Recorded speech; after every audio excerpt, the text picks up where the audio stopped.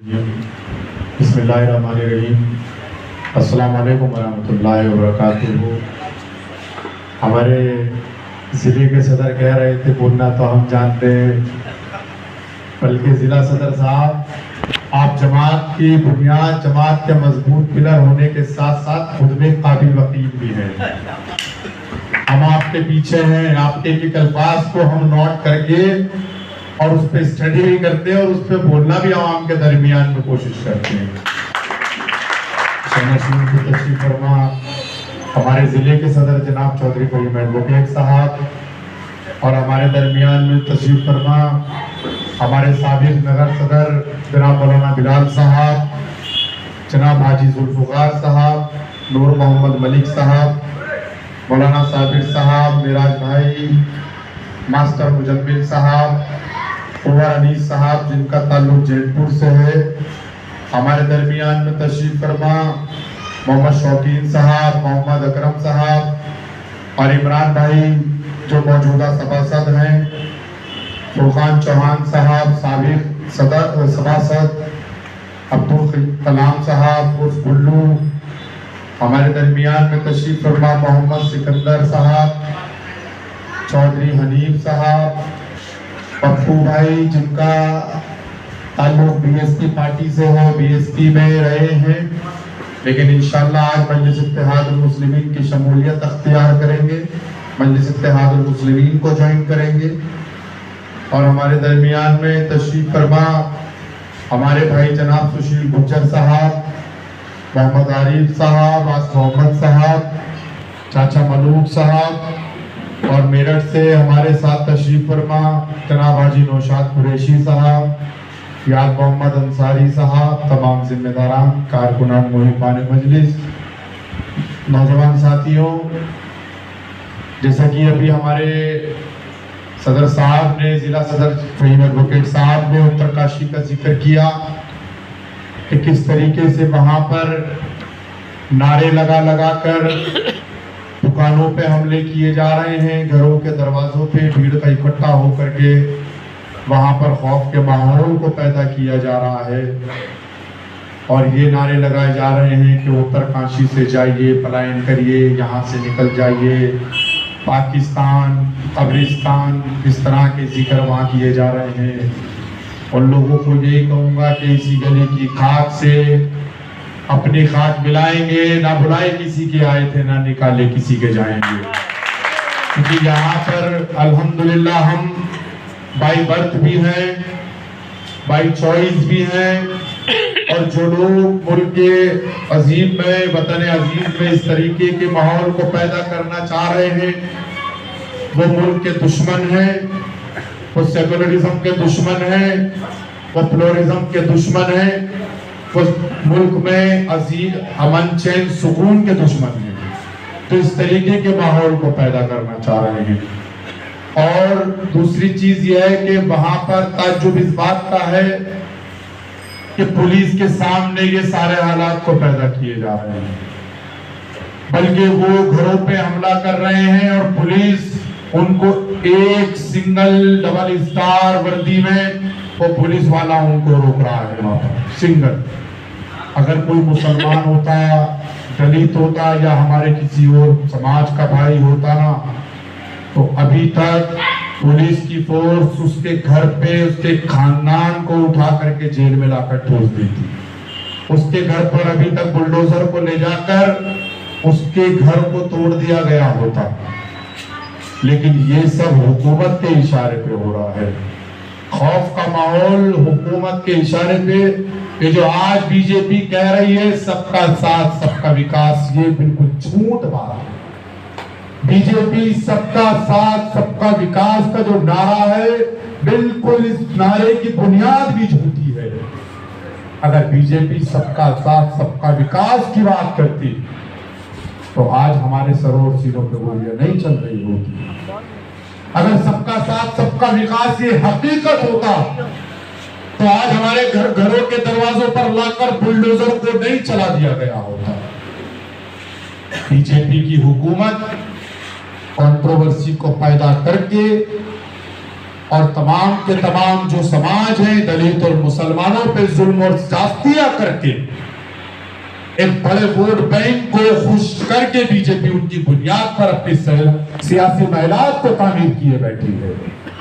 लेकिन ये गुरूर, ये बीजेपी का तकब्बुर इंशाअल्लाह बहुत लंबे वक्त नहीं चलने वाला है, क्योंकि गुरूर और तकब्बुर हमेशा टूटा है, इंशाअल्लाह बीजेपी का भी टूटेगा।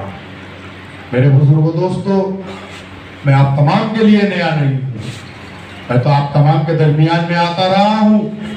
मौलाना बिलाल साहब, हाजी जुल्फकार साहब, मास्टर मुजम्मिल साहब, मेराज भाई, इन तमाम लोगों ने मिलकर मेहनतें की है, जुस्तजू की है, मीटिंगें करवाई है, मैं वहां पर आया हूं। बल्कि नगर निकाय चुनाव का जो पंचायत का इलेक्शन जब करीब था तो मैं यहाँ पर मौलाना बिलाल साहब तमाम जिम्मेदारों से कहकर भी गया था कि आप तमाम यहाँ पर मेरे रुकने का, मेरे सोने का इंतजाम कर लीजिए, 2 वक्त का मेरा खाने का इंतजाम कर लीजिए। जब इलेक्शन आएगा तो मैं हर्रा में रहूंगा, यही खाऊंगा, यही सोऊंगा और गली गली वार्ड वार्ड में जाकर हमारे सभासदों के लिए कैंपेनिंग करूंगा।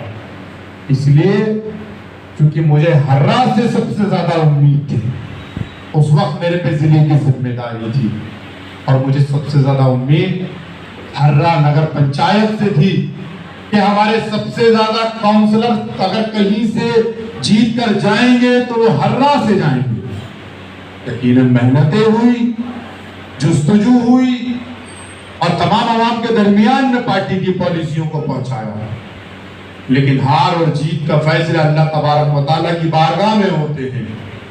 इलेक्शन करीब आया, पार्टी का फैसला हुआ, पार्टी ने हुक्म दिया कि मुझे मेरठ शहर में नगर निगम में महापौर की सीट को लड़ना है। वहां पर मैंने इलेक्शन लड़ा और ये मेरी बदकिस्मती रही कि मैं अपने इलेक्शन में बिजी होने की वजह से हर्रा को कैंपेनिंग करने नहीं आ सका। और उसके बाद ये मायूसी भी रही, जितना फिक्रमंद मैं अपने इलेक्शन को लेकर के था, उतना ही फिक्रमंद मैं यहाँ पर हर्रा में हमारे लड़ रहे सभासदों के लिए भी था कि अल्लाह तबारक व तआला हमें यहाँ पर भी कामयाब और कामरान करे और हर्रा में भी हमारे तमाम सभासदों को कामयाब और कामरान करे। लेकिन मायूसी रही कि यहाँ से हमारी पार्टी के सिंबल पे एक भी सभासद जीत कर नहीं गए, एक भी नहीं जीते। बल्कि इमरान साहब ने पार्टी से आवेदन किया हुआ था, सिंबल में देरी हुई शायद या क्या वजूहात रही, इलेक्शन लड़े, इंडिपेंडेंट लड़े, चुनाव जीते, सभासद बने। और ये हमारे लिए खुशी की बात है कि आज मजलिस इत्तेहादुल मुस्लिमीन की मीटिंग में निर्दलीय जीतने के बाद भी जमात के मजबूत सिपाही बन करके रखते हैं। ये हमारे लिए खुशी की बात है। मेरे बुजुर्गों, दोस्तों, जिस वक्त इलेक्शन हुआ, शहर में इलेक्शन हुआ, जो हमारे तमाम के तमाम लोगों में ये मिजाज है ना कि मैं तो मजलिस इत्तेहादुल मुस्लिमीन को वोट कर दूंगा, पता नहीं, मालूम नहीं कि मेरा पड़ोसी वोट करेगा नहीं करेगा। ये डर का मिजाज रहता है ना कि कहीं ऐसा नहीं कि सिर्फ मेरी मजलिस को वोट करता रहेगा। इस मिजाज को हमने मेरठ की सरजमीन पे खत्म किया। इस मिजाज को हमने सबसे पहले खत्म किया कि एक पड़ोसी ने अगर ये कहा कि मैं तो मजलिस इत्तेहादुल मुस्लिमीन के हक में वोट दूंगा, तो दूसरे पड़ोस में से भी आवाज आई, अरे तू क्या देगा, मैं भी मजलिस को वोट दूंगा। तीसरा बोला मैं भी मजलिस को ही वोट दूंगा, चौथा बोला मैं भी। ये मिजाज जब खत्म हुआ तो तमाम के तमाम एतराफ में जब आवाज गूंजी, जब एक दूसरे की हिम्मत बनकर एक एक वोटर ने अपनी वोट का इस्तेमाल मजलिस इत्तेहादुल मुस्लिमीन के हक में किया, तो अल्हम्दुलिल्लाह 1,28,000 से ज्यादा वोट आपकी जमात के हक में इस्तेमाल किया गया। मेयर सीट पर 1,28,000 से ज्यादा वोट इस्तेमाल किया गया। 26 कारपोरेटर लड़ाए, 26 कारपोरेटर को 55,000 से ज्यादा वोट मिला। अब आप काउंट करिए, 1,30,000 और 55,000 कितना हुआ? 1,85,000 वोट हुआ ना। ये कब हुआ? जब पार्टी की पॉलिसी को घर घर तक पहुंचाया, जब डर और खौफ के माहौल को ज़हनों से निकाल कर अलग रख दिया, जब ये मिजाज बना दिया कि मेरा पड़ोसी भी मजलिस को वोट देगा, मुझे भी मजलिस को देनी है और मेरे बराबर वाला भी मजलिस को वोट करेगा, ये मिजाज हमें हर रात के इस इलाके में नगर पंचायत में भी बनाना है। ऐसा नहीं है कि जो शहर के अंदर मिजाज बन गया ठीक है। हर्रा में आप तमाम की जिम्मेदारी है, बुजुर्गों की जिम्मेदारी है, हम तमाम की ड्यूटी है, हमारी जिम्मेदारी है कि हम मेरठ से चलकर आपके दरमियान में आ जाते हैं, अच्छी बात करते हैं, बेहतरीन तकरीर करते हैं और यहां से चले जाते हैं।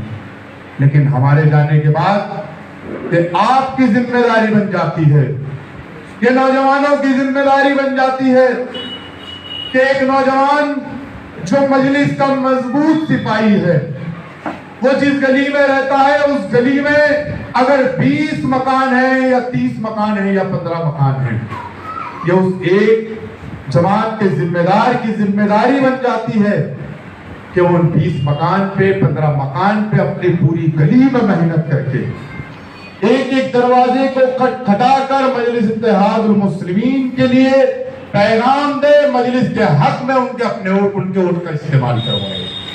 ये मिजाज जिस दिन बन गया ना, ये मिजाज जिस दिन बन गया, तो मैं आपको दावे के साथ कह रहा हूं कि ये जो लोकसभा का चुनाव जब आएगा ना, या 2027 में विधानसभा का चुनाव जब आएगा ना, तो जो लोग हमें नजरअंदाज करते थे वो आपके दर पे, आपकी चौखटों पे आकर कहेंगे कि बैरिस्टर साहब हमारे साथ अलायंस कर लीजिए, हम आपके साथ अलायंस करने को तैयार।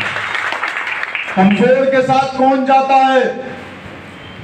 अगर आपको किसी साथी की जरूरत है, आप किसी कमजोर को अपना साथी बनाएंगे क्या?